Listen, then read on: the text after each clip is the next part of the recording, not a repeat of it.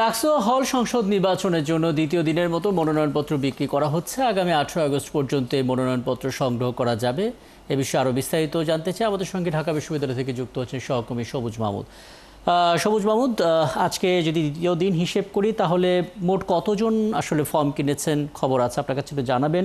সাধারণ শিক্ষার্থীরা কি বলছেন এবং হল রাজনীতি বন্ধ করার প্রভাব আসলে ডাকসু নির্বাচনে কতটা পড়তে পারে, কতটুকু জানতে পেরেছেন আপনি? রাকিব, আমি এখন ঢাকা বিশ্ববিদ্যালয়ের সিনেট ভবনে আছি। এই সিনেট ভবনের তৃতীয় তলায় ডাকসু নির্বাচনের যে প্রধান রিটার্নিং অফিসার অধ্যাপক ডক্টর মোহাম্মদ জসিমউদ্দিন, এই স্যার এইখানে এই কক্ষে এই ডাকসুর যে নির্বাচনের যে ফর্ম সেই ফর্ম বিতরণ হচ্ছে এবং হলের যারা প্রার্থিতা করবে তাদের ফর্ম কিন্তু হল থেকেই পাওয়া যাবে।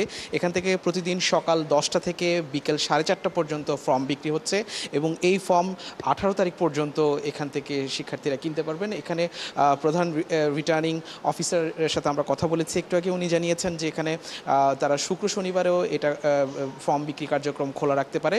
এই ফর্ম এখানে যারা নিচ্ছেন ডাকসু নির্বাচনের জন্য তারা 28টি পদের প্রার্থিতা এখানে হওয়ার সুযোগ আছে। সেই পদগুলোতে তারা এখানে ফর্ম নিতে পারবে।